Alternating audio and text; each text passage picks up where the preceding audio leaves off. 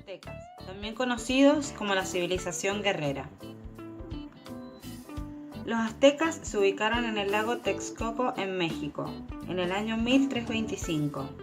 Allí se asentaron en islotes, una especie de isla flotante creada artificialmente por ellos, en donde fundaron su capital, conocida como Tenochtitlán.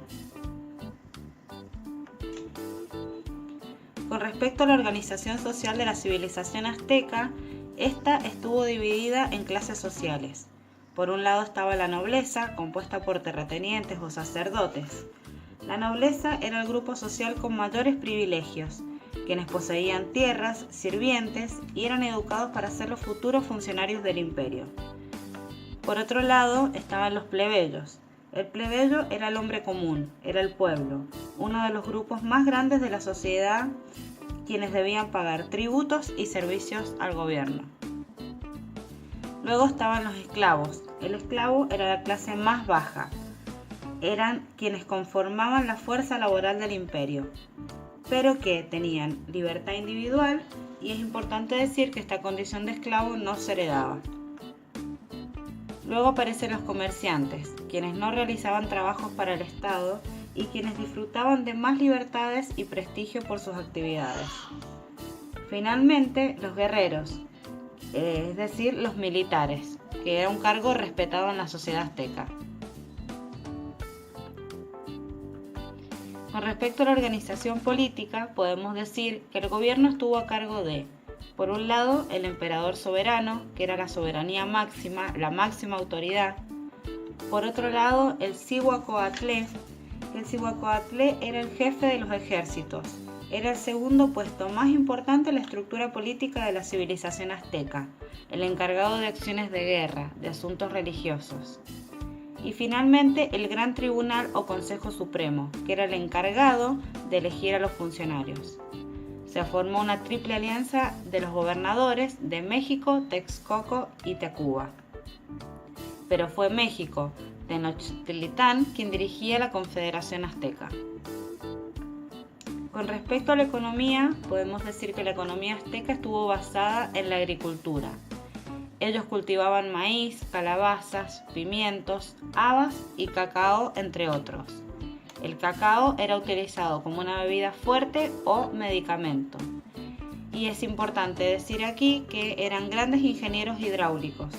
Por ejemplo, se destaca la creación de un dique gigante que sirvió para protegerse de las inundaciones, de los ataques y para controlar el flujo de agua.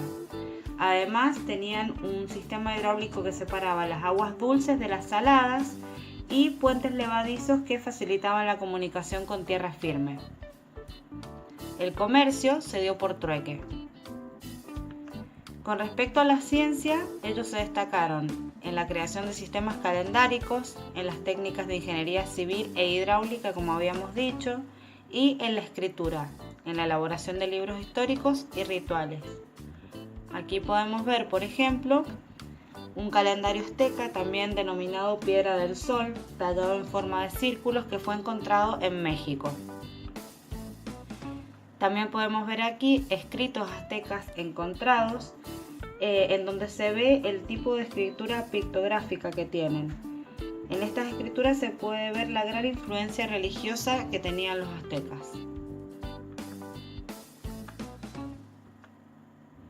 Con respecto al arte, se puede decir que eran grandes escultores quienes plasmaban temas religiosos o de la naturaleza en sus obras. Además realizaban adornos hechos con plumas. Puede verse, por ejemplo, en su vestimenta, los sombreros que utilizaban ponían gran cantidad de plumas. También se dedicaban a la metalúrgica con fines utilitarios, utilizaban mucho el cobre y el oro para realizar, por ejemplo, vasijas. Tenían un gran grado de religiosidad y un desprecio por la vida y glorificación por la muerte, que se veía plasmado en las obras de arte, en las escrituras, etc. Tenían una ideología imperialista y un régimen teocrático y politeísta. Cuando hablamos de un régimen teocrático hacemos referencia a que la autoridad residía en el jefe de Estado o sacerdote, que era considerado una especie de dios. Y politeísta hace referencia a que creían en varios dioses. Practicaban sacrificios humanos y la antropofagia. La antropofagia era un ritual religioso en el cual cocinaban el cuerpo de la persona sacrificada para preparar un platillo que se repartía en un banquete. Los sacrificios humanos aztecas estremecieron a los españoles en su llegada, ya que cuando llegaron los confundieron con dioses y le dieron todo tipo de ofrendas.